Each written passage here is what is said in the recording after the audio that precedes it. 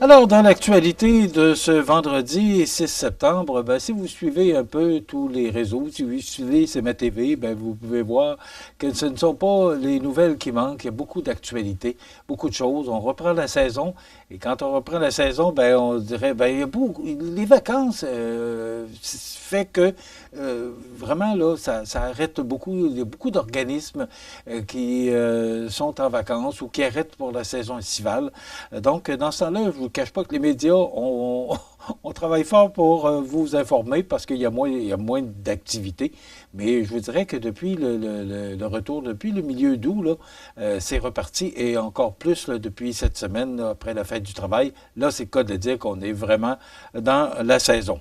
Alors, la ville de Montmagny qui procède à la vérification de la présence de plomb dans l'eau potable. Bon, ce que j'ai compris de cette nouvelle-là, c'est que c'est pas la première fois. À chaque année, on invite des propriétaires des résidences là, qui ont été construites avant 1970 à vérifier et de voir s'il y a de la teneur en plomb dans l'eau potable. Donc, il pourrait y avoir de la teneur en plomb dans l'eau potable des résidences et bâtiments plus anciens, desservis par le réseau d'aqueduc. C'est important là, que vous soyez desservis par le réseau d'aqueduc de la ville de Montmagny. Ce métal sur la santé humaine a des effets dont l'objet d'études scientifiques nous prouve que ça peut affecter le système nerveux et avoir une incidence sur le développement intellectuel des enfants. Le plomb a été utilisé dans une multitude de produits tels que la peinture, l'essence, les boîtes de conserve, les produits cosmétiques et les tuyaux de distribution d'eau des bâtiments. Et c'est plomberie, ça vient de là. Alors, j'apprenais ça aussi. Donc, la présence de plomb dans l'eau ne constituerait pas cependant un problème généralisé ni préoccupant à Montmagny. La plupart des tests effectués au fil du temps ne révéleraient pas de présence de ce métal au-delà des limites fixées par Santé Canada. Mais quand même, par préoccupation pour ses citoyens, la Ville entreprend néanmoins chaque année une campagne de vérification préventive afin de préserver la santé de ses citoyens. Ils sont bien fins, la Ville de Montmagny. Alors, les propriétaires dont la résidence a été construite avant 1970 ou qui ont raison de croire qu'il pourrait y avoir des tuyaux en plomb dans leur maison et qui souhaiteraient faire tester leur eau. C'est gratuit. Vous n'avez qu'à communiquer avec le technicien de la ville des travaux publics et infrastructures. Là, vous avez jusqu'au 18 septembre pour le faire. L'échantillon doit être prélevé à l'intérieur du bâtiment et le résultat sera ensuite transmis au propriétaire dans les semaines suivantes. Naturellement, là, ça prend un rendez-vous. Là. On ne fera pas ça, là, on n'arrive pas chez vous comme ça, puis on dit on fait un test. Alors, ça prend un rendez-vous. Si des traces de plomb devaient être détectées, des recommandations seraient faites aux propriétaires pour leur permettre de réduire leur exposition au plomb par des actions simples. Alors, rappelons que seules les résidences raccordées au réseau d'aqueduc de la ville sont concernées.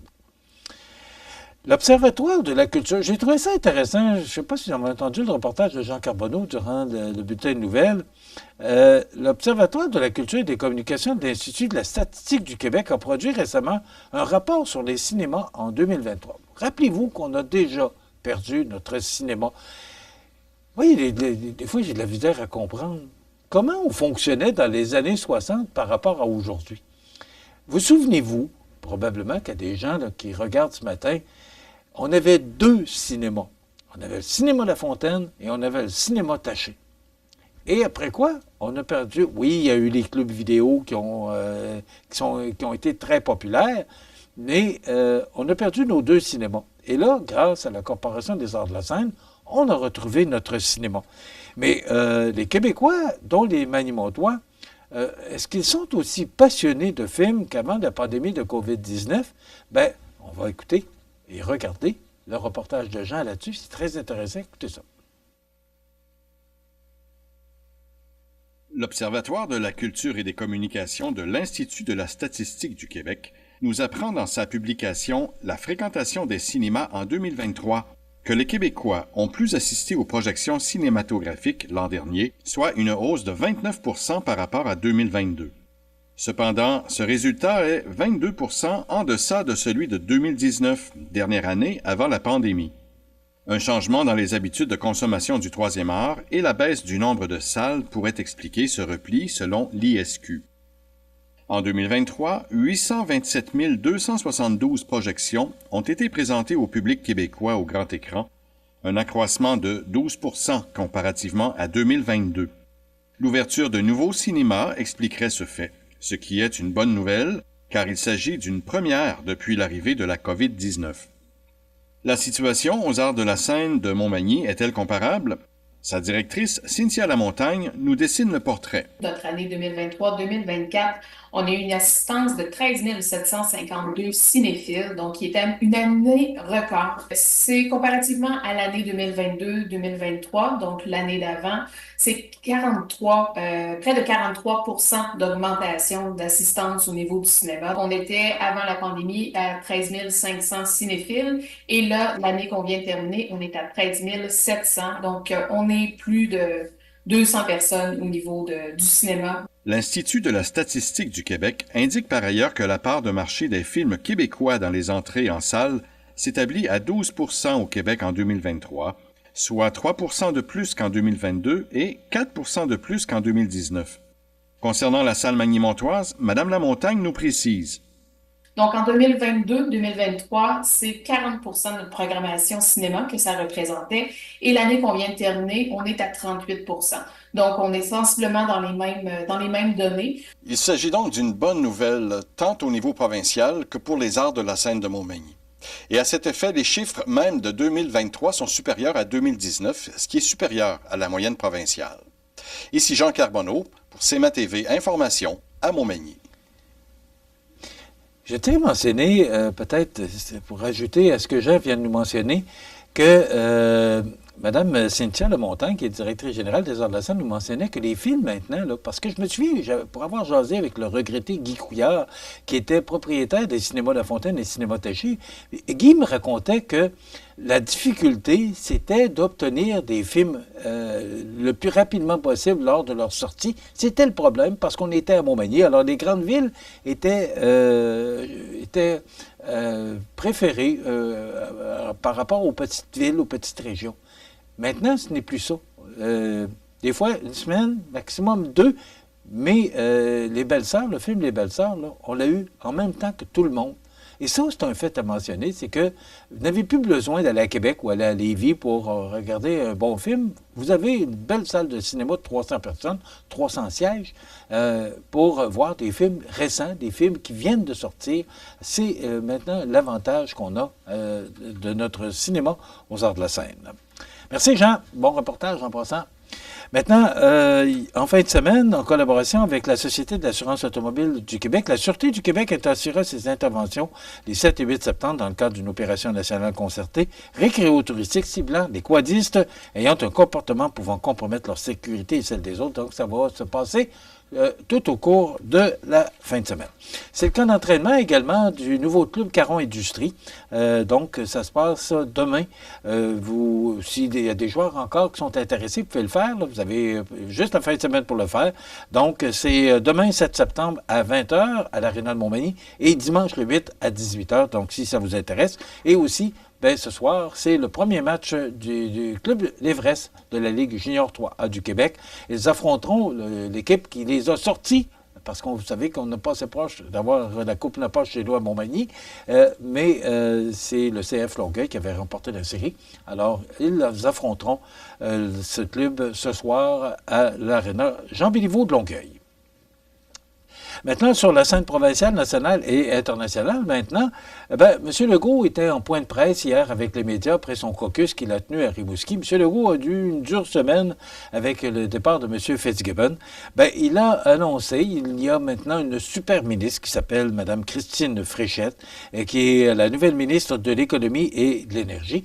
Et en point de presse hier, M. Legault a rappelé que la hausse maximale pour Hydro-Québec pour les prochaines années, il veut protéger les tarifs d'électricité des clients résidentiels tout en doublant la production. Vous savez qu'il y a beaucoup de projets par rapport à Hydro-Québec, donc c'est 3 %.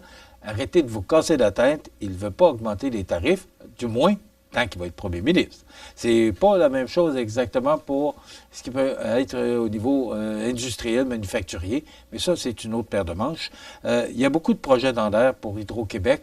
On n'a pas le choix. Il va falloir faire tout ce qui est en notre pouvoir pour obtenir de l'énergie parce que d'ici 2035, M. Legault veut qu'on cesse la vente de véhicules à essence. Justement, dans le Journal de Québec ce matin, là, il y a un article là-dessus, alors qu'on mentionne qu'il y a des délais de 12 à 18 mois pour brancher les bornes de recharge. C'est que les bornes de recharge sont là, mais Hydro-Québec ne les connecte pas. Ça va pas bien. Alors, c'est sous la plume de Marie-Laurence Delaney du Journal de Québec. Hydro-Québec compte ajouter des ressources afin de réduire les listes d'attente. Alors, ça prend du monde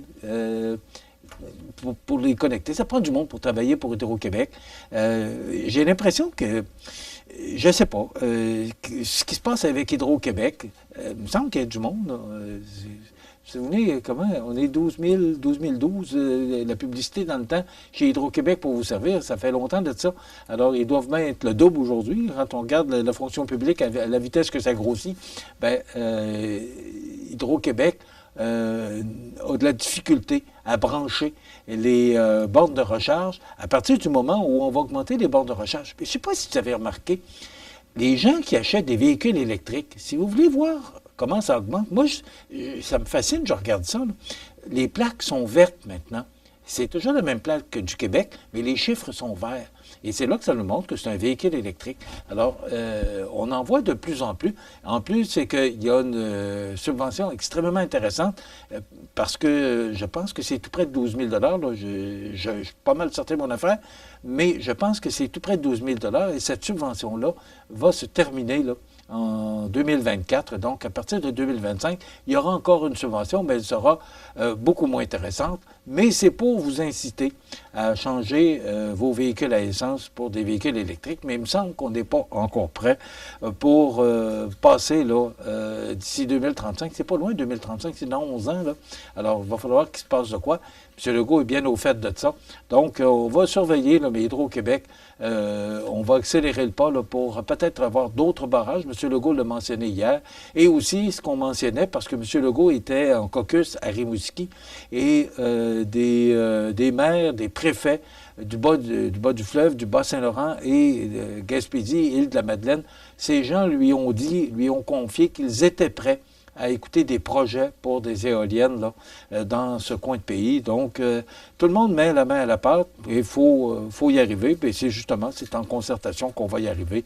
Mais vous allez voir que ça va se développer beaucoup au cours des prochaines années. Je ne sais pas si vous avez écouté le bulletin nouvelle de Radio-Canada de Bruno Savard. Hier, M. Marchand était en entrevue. On parlait de l'augmentation des propriétés parce que c'est toujours un plan triennal. Toutes les villes, les municipalités passent par là. C'est un règlement. C'est l'effet sur l'impôt foncier. Donc, nous aussi, je ne sais pas si c'est cette année, je ne sais pas si c'est l'année passée, que je ne suis pas certain, il faudrait s'informer, mais tout le monde passe par là.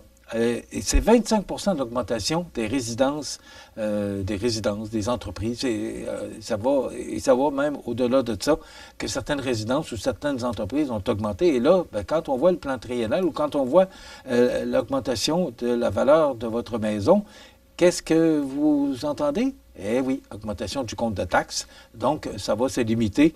Il va travailler fort à faire en sorte que les gens, avec tout ce qu'on passe au niveau de l'inflation, l'épicerie, bon, alors M. Marchand a assuré ses citoyens là, qu'il allait faire le nécessaire là, pour que tout le monde soit capable d'accepter l'augmentation. C'est déjà tout pour cette semaine écourtée de 4 jours. La semaine prochaine, ce sera une semaine de 5 jours. D'ailleurs, lundi, on recevra Mme Lisanne Tanguay et Mélanie Laure. Ils viendront de nous parler de la course aux couleurs qui se passe à chaque automne. Ça va se passer le 21 septembre prochain. Donc, ils vont venir nous parler de ce grand événement qui se déroule à Saint-Paul-de-Montmagny. Et on va recevoir également Renée Hébert, qui est directrice générale de l'Ancre, et Mélissa Boilard, qui est directrice générale du Trait d'Union. Il y a une journée spéciale sur la prévention du suicide qui se déroulera mardi, le 10 septembre. C'est à l'espace citoyen, donc à cet effet, Mélissa et René viendront nous parler de cette journée spéciale du mardi 10 septembre. Elles seront nos invités pour lundi. Je vous souhaite de passer une excellente fin de semaine. Soyez prudents sur les routes. On se retrouve lundi.